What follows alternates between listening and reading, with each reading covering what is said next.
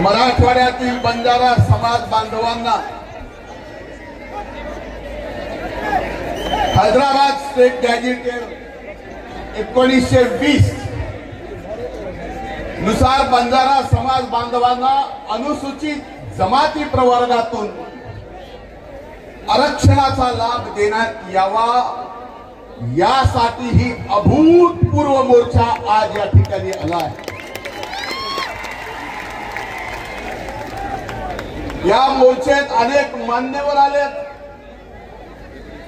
त्या सर्वांची नावं घेऊन मी वेळ घालत नाही। आप आपलं गोर समाज आहे, बांधव एकजुटी जम घ्यायचं।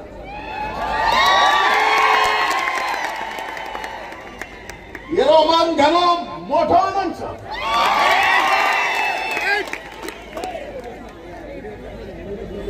તમારે એકજૂટીનો મારો નમસ્કાર છો।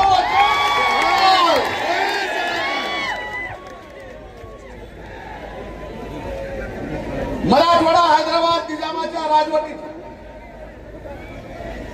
आपल्यापैकी अनेक जणांना कदाचित माहित नसेल, तरुण आमच्या बांधवांना माहित नसेल,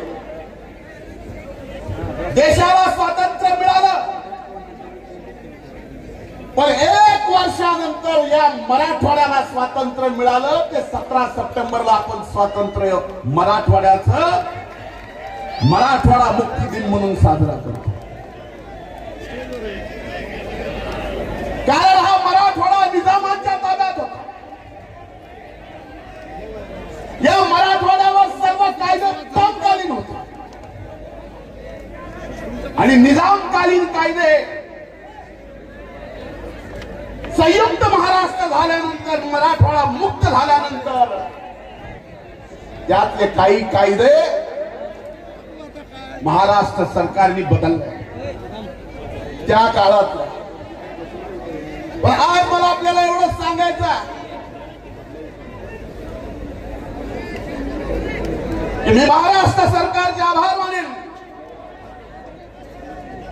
कुठल्याही गोष्टीचा विचार न करता महाराष्ट्रातल्या सर्व समाजाला न्याय देण्यासाठी आणि मराठवाड्यातल्या खासकर सर्व समाजाला न्याय देण्यासाठी हैदराबाद गॅजेट लागू केले।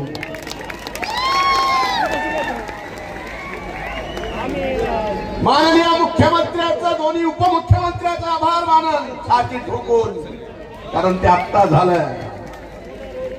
पण हे करत असताना जर हैदराबाद गॅजेट मध्ये इतर जातीला त्या गॅजेट प्रमाणे जर न्याय मिळत असेल तर आमच्या या बंजारा समाजाला सुद्धा एसटीचं आरक्षण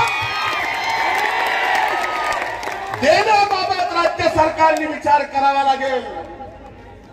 भले अभ्यास वर्ग बसवा, समिती निर्माण करा,